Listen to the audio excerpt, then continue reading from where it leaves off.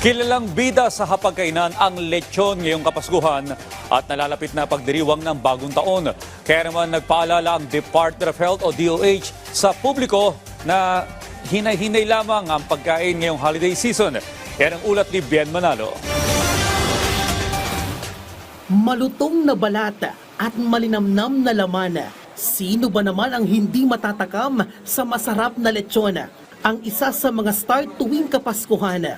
At sa La Loma sa Quezon City, ang tinaguriang Lechon Capital of the Philippines.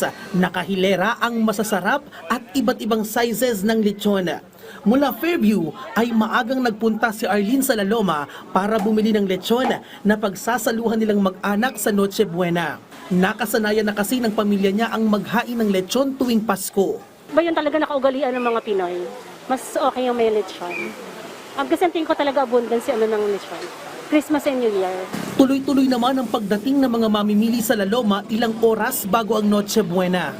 Actually, every year naman talaga ang lechonan malakas. Kasi seasonal tayo, di ba? I'm inviting everyone to please come to La Loma, Lechon Capital of the Philippines, especially Milas Lechon. Samantala, pinag-iingat naman ng Department of Health ang publiko sa mga sakit na may kaugnayan sa Holiday Heart Syndrome tulad ng stroke ngayong Pasko at Bagong Taon. Sa tala ng Philippine Heart Center, tumaas ng halos 30 ang bilang ng mga na-stroke ngayong taon kumpara noong nakaraang taon, habang 7 na ang naiulat na na-stroke pagpasok ng Disyembre. At inaasahang tataas pa ang bilang na ito pagkatapos ng Pasko at Bagong Taon kung hindi maaagapan, kaya pinag-iingat ng DOH ang publiko. Samantala, sa unang pagkakataon, isinama na ng DOH ang mga pribadong ospital sa Ligtas Christmas Hospital Preparedness and Response Rounds.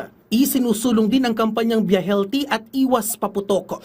Talaga nakikita ko, ang dami talaga naming kasong heart attack at saka stroke pagka Pasko. Doon kami nakatutok ngayon, binge eating, binge drinking, road safety.